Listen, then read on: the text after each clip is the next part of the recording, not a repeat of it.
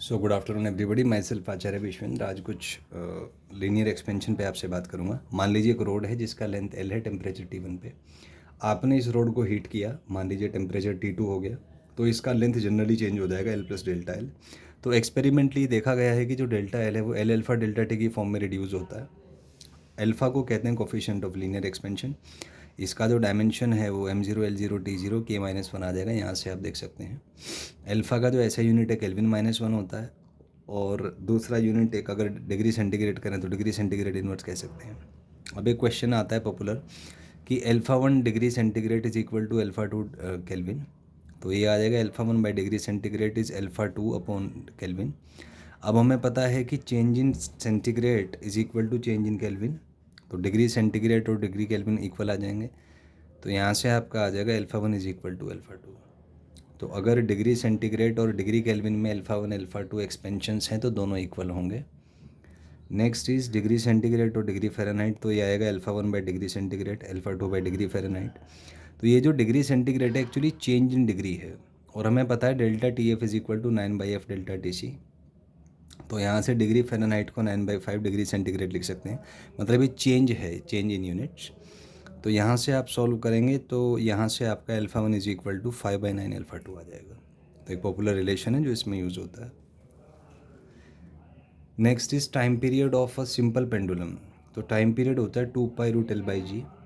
तो इसमें एरर वाला फॉर्मूला अगर आप यूज़ करेंगे तो आएगा delta T/T is half delta L/L।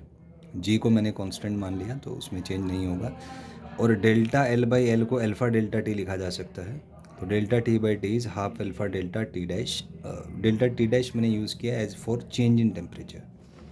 तो इस पूरे एक्सप्रेशन में delta T is change in time period, T is the original time period, delta L is change in length, L is original length, delta T dash change in temperature है, और delta T/T है fractional change in time period, या इसी को हम एक relative change in time period भी कह सकते हैं। तो इसे अगर 100 से मल्टीप्लाई करेंगे तो हमारे पास आ जाएगा percentage change in time period. अब दो पॉपुलर कॉन्सेप्ट हैं during summers and during winters. During summers clock becomes slow हो जाती हैं। आप इसको ऐसे समझ सकते हैं, गर्मियों में समय हमें लगता है कि स्लो घट रहा है, काटना टाइम मुश्किल हो जाता है, ऐसे विजुअलाइज कर सकते हैं। और घड़ी अगर स्लो हो जाती है तो इसको कहते हैं it will gain time. Gain time मतलब उसका टाइम पीरियड बढ़ जाएगा। स्लो हो जाएगी तो कॉमन सेंस की बात है, स्लो होगा तो टाइम ज़्यादा लगेगा, तो it will gain time. Winters में क्लॉक्स बिकम फास्टर। आपने देखा होगा सर्दियों में समय जल्दी कटता है, तो क्लॉक ऐसे समझ सकते हैं, clock becomes faster and it loses time. Loses time मतलब उसका, जाहिर सी बात है, अगर स्पीड बढ़ गया है तो टाइम कम हो जाएगा, टाइम पीरियड कम होगा, तो इट विल लूजेस टाइम। ये आप यूज़ कर सकते हैं। नेक्स्ट है यहाँ पे एक स्केल के रिगार्डिंग एक क्वेश्चन आता है कि कोई स्केल है, उसमें मान लीजिए हमने कुछ रीडिंग ली, और इसके टेम्परेचर T1 T2 है मान लीजिए, और मान लीजिए स्केल करेक्ट रीडिंग देता है T1 टेम्परेचर पे और T2 टेम्परेचर पे आपने रीडिंग ली। So the relation is true value is equal to scale reading 1 plus alpha into T2 minus T1। तो ये रिलेशन यूज़ करके आप इसको कैलकुलेट कर सकते हैं। डिफरेंट केसेस आएंगे। अगर T1 is equal to T2 है तो true value is equal to scale reading आ जाएगा। लेकिन अगर T2 T1 से बड़ा है, T2 अगर T1 से बड़ा है तो जो ट्रू वैल्यू है वो ज़्यादा आएगी as compared to scale reading, और अगर T2 T1 से कम है तो ट्रू वैल्यू जो है वो कम आएगी as compared to scale reading.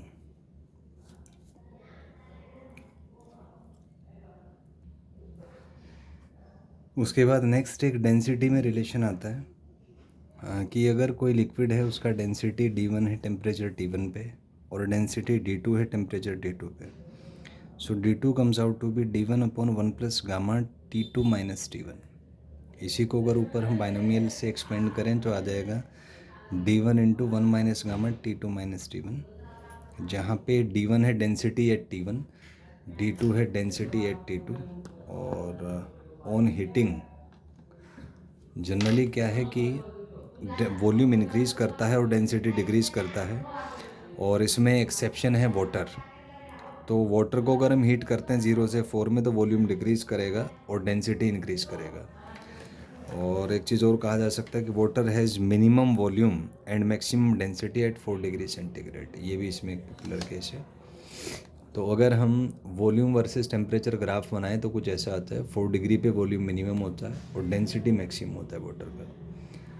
और इसका एक्सप्लेनेशन दिया जाता है इंटरमोलिकुलर हाइड्रोजन बॉन्डिंग की वजह से, तो इसकी वजह से ऐसा होता है। और एक वाटर मॉलिक्यूल जो है is attach to 4 other water molecules by intermolecular hydrogen bonding. Next है which change in temperature bind force also changes. तो इसमें 3 केसेस हैं। अगर गामा सॉलिड और गामा लिक्विड इक्वल होंगे तो बाइंड फोर्स सेम रहेगा।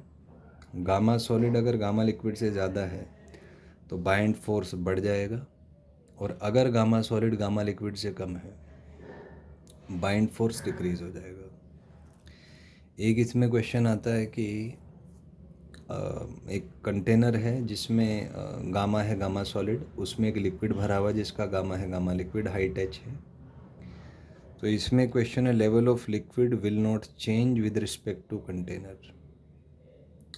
लिक्विड का जो लेवल है ये कंटेनर के रिस्पेक्ट में चेंज नहीं होगा अगर gamma solid is equal to gamma liquid होगा। तो जाहिर सी बात है लिक्विड का लेवल कंटेनर के रिस्पेक्ट में चेंज नहीं हुआ, तो इसका मतलब है कि जितना कंटेनर का वॉल्यूम है इनिशियल और फाइनल दोनों वॉल्यूम सेम होंगे, तो लिक्विड का भी इनिशियल और फाइनल वॉल्यूम सेम होगा, यहाँ से कहा जा सकता है। Next is level of liquid will not change with respect to ground if gamma liquid is twice of alpha solid और बीटा सॉलिड। ग्राउंड के रिस्पेक्ट में लेवल चेंज नहीं होगा अगर गामा लिक्विड डबल होता है अल्फा सॉलिड का।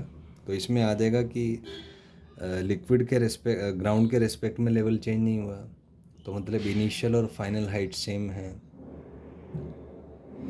तो इनिशियल और फाइनल हाइट अगर सेम है तो वहाँ से